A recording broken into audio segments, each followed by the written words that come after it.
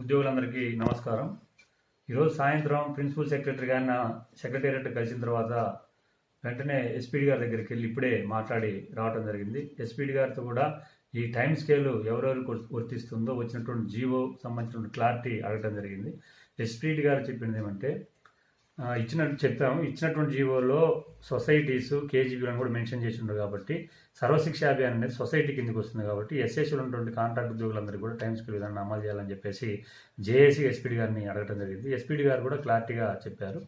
సర్వశిక్ష అభియాన్లో పనిచేస్తున్న కాంట్రాక్ట్ పద్ధతిలో ఉన్న అన్ని విభాగాల కాంట్రాక్ట్ ఉద్యోగులందరికీ టైం స్కేల్ను అమలు చేస్తామని చెప్పున్నారు. దానికి సంబంధించినటువంటి వివరాలన్నీ కూడా త్వరగా సేకరించి ప్రభుత్వానికి పంపమని కూడా విజ్ఞప్తి చేయడం జరిగింది.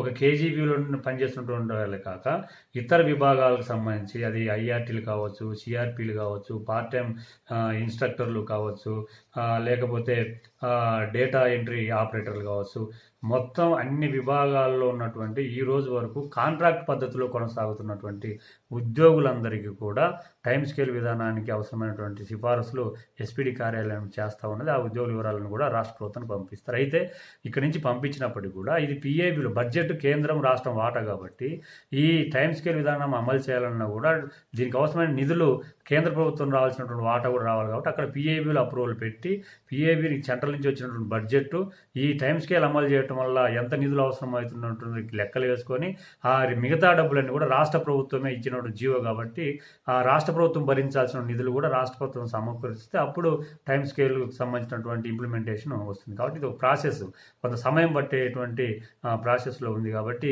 ఏదో జియో వచ్చినంత మాత్రాన రేపే మొత్తం ఉద్యోగులందరికీ టైం స్కేల్ అమలై మీ శాలరీస్ అని పెరుగుతున్నట్టు కాదు. కాబట్టి ప్రాసెస్ మొదలైంది.